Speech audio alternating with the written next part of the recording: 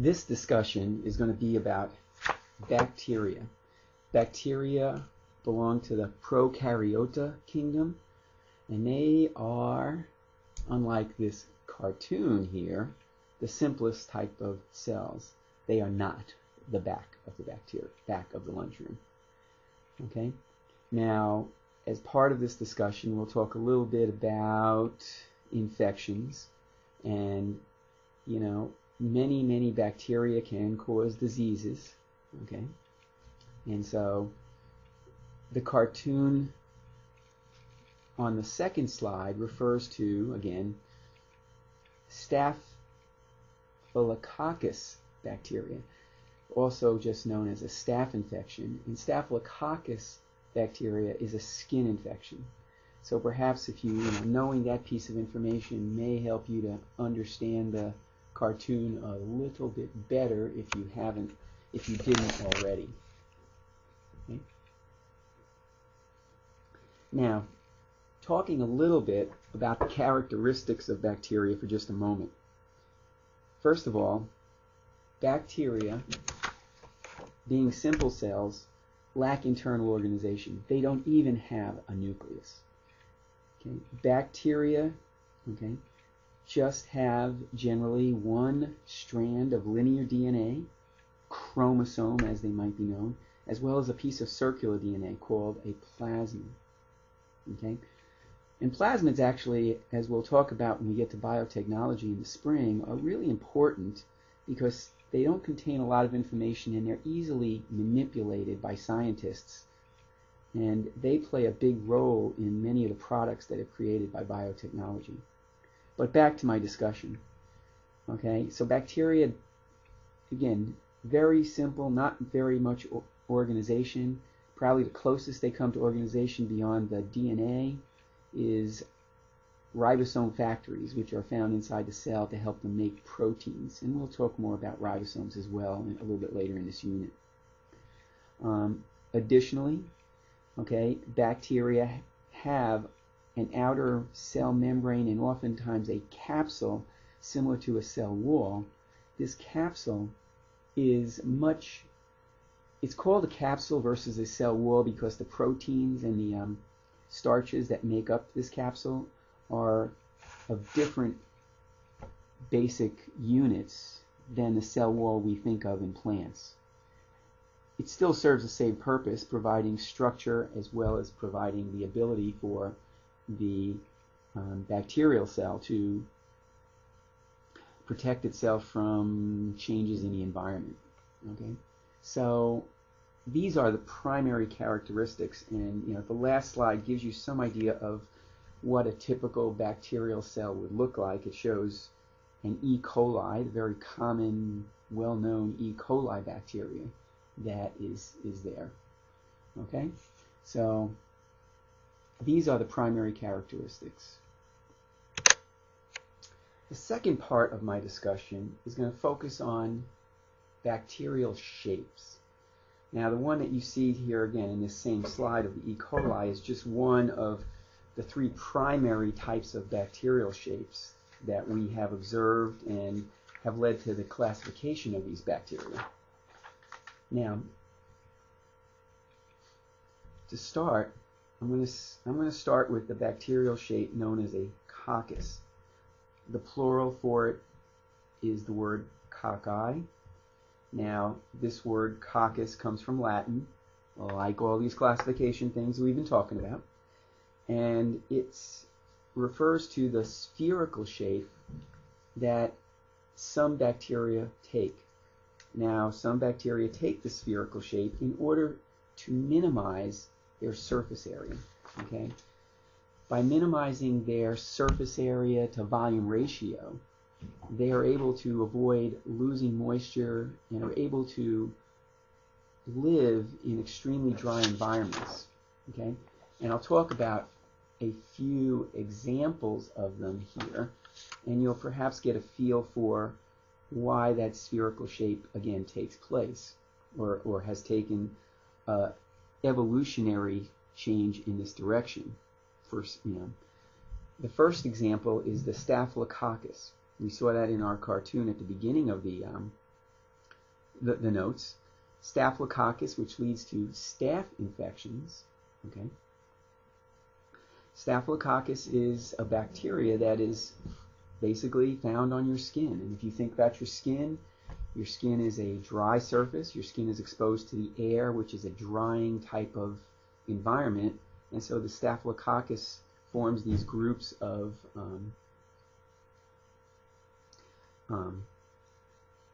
bacterial cells that, again, can grow and multiply on your skin surface. The other example I wanted to bring up with you is the second picture there, showing Streptococcus.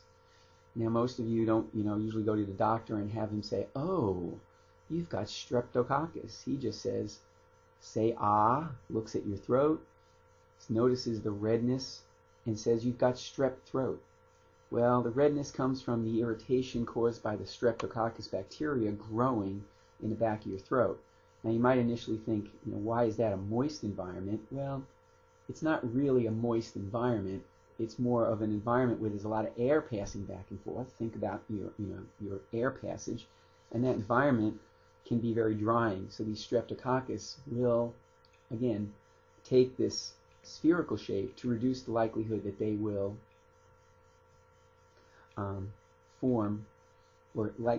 that they will be dried out by the air passing over their surface.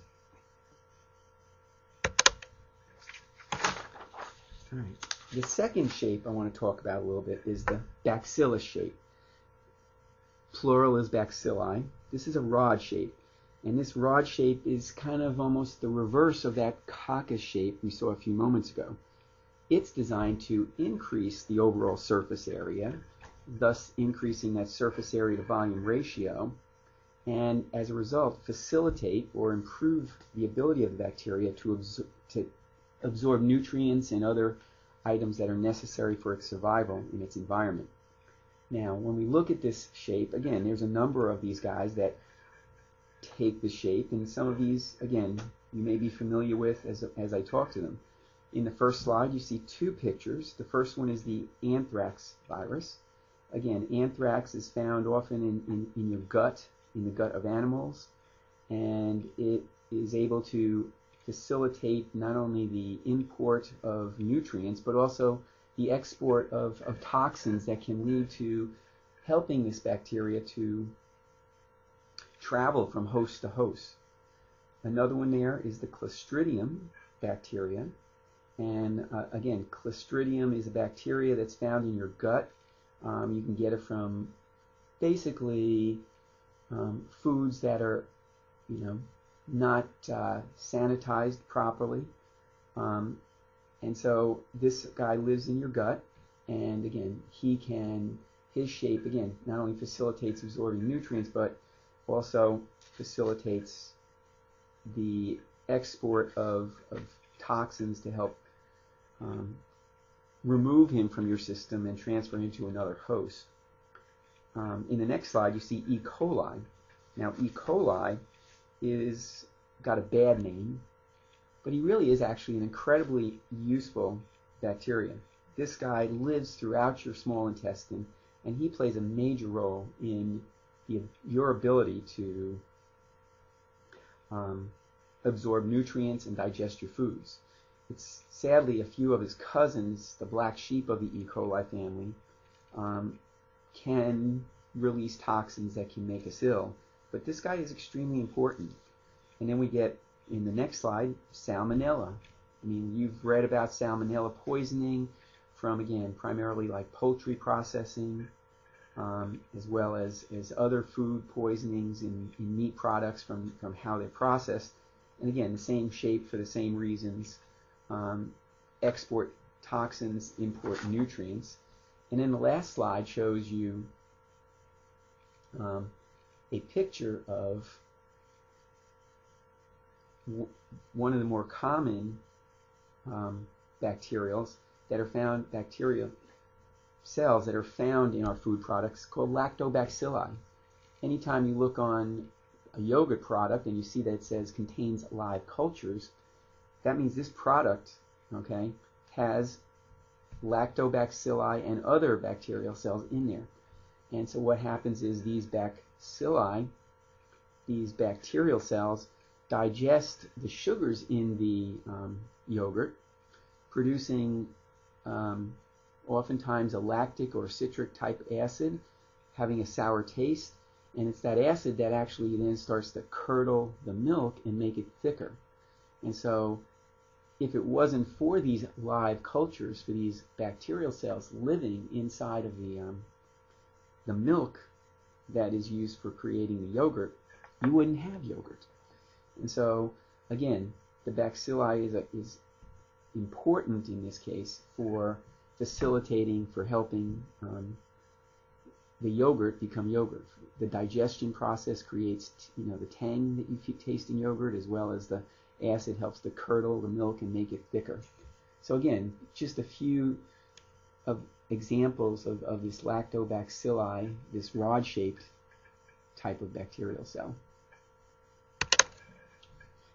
The third shape I want to talk about is spirillum. Plural is spirilla. Now this has that corkscrew shape, and thus the name, spirillum. This is designed to help the bacteria to move about in its environment, to aid motion, locomotion. And so this type of bacterial cell takes its shape in order to facilitate its ability to move usually from a host, to host,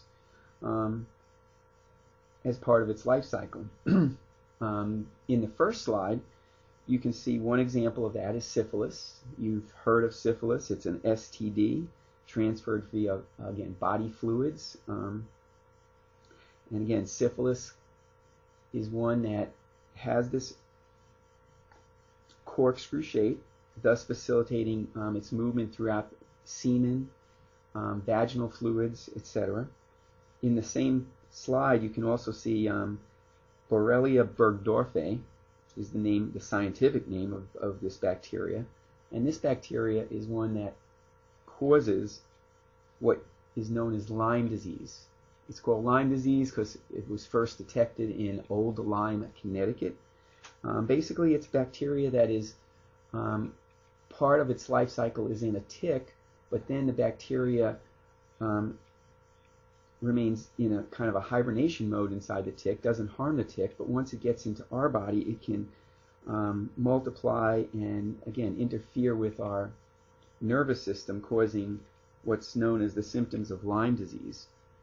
And so, again, one of the reasons why you need to be careful and make sure that you don't have ticks when you go outside. Okay, one of the many diseases that you can pick up from a tick. And then the last one there, the last slide shows one of the real scourges of the third world, cholera. Cholera is a bacterial cell that is basically transmitted through poorly sanitized water. And the water, when water is poorly sanitized, cholera can build up in it, and cholera can lead to severe diarrhea, dehydration, and in some cases it can even, again, lead to death.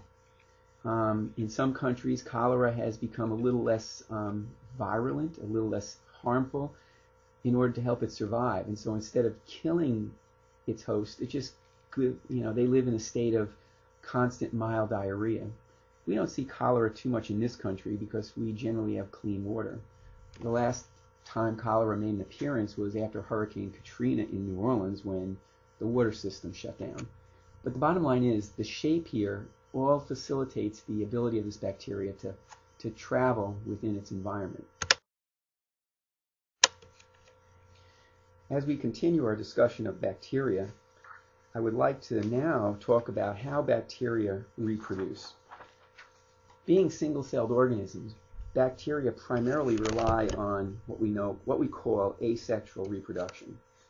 In asexual reproduction, a bacterial cell will basically copy the DNA and then divide. Now what this ends up producing are daughter cells that are exact copies of the parent cell. So in a sense, what happens is the bacterial cell clones itself. Now, in the second slide, you can see that there's a bacterial cell there that's in the process of cloning itself. and you can see, the two cells have formed, and in the center there, you can see the pinching taking place. That's going to eventually lead to the two cells splitting, and at that point, each new cell will be the daughter cells containing the same exact information as their original parent. And so, in most cases, this is how bacterial cells will reproduce. Now, why would they choose just to make exact copies of themselves? Well, the primary advantage of carrying out asexual reproduction or cloning is that it's incredibly fast.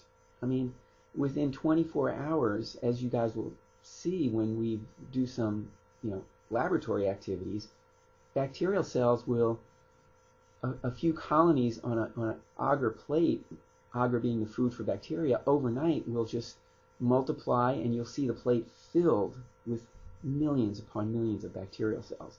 And so the biggest reason why they choose this method is that they can, again, produce lots and lots of cells in an incredibly fast amount of time. The big disadvantage to cloning is that all the cells are the same. And therefore, if every cell is the same, what's going to be harmful to one cell will be also harmful to every other cell. And so if all the daughter cells are the same, have the same information, and therefore, maybe, let's say, cannot withstand environmental factors such as cold, well, if the environment turns cold and all of them do not have the ability to withstand cold temperatures, then all of them are going to be, extinct. Now, we've used this, this idea, this disadvantage to our advantage, humans' advantage, with the use of antibiotics. Because what we found is, if they were all reproducing and they were all identical, the medicine that we use, the antibiotic that we use, a poison to kill the bacteria, is going to work because it'll kill every one of them since they're all identical. And so that's a major disadvantage to cloning, but again, humans have found a way to trick the bacteria and make it work to our advantage. All right. What we've also learned is that, these simple cells are also fairly clever. What we have observed is that bacterial cells can also carry out what we would refer to as sexual reproduction. In the case of bacteria, the term that's used most of the time is conjugation. Now, what happens here is that bacterial cells are able to transfer DNA between themselves.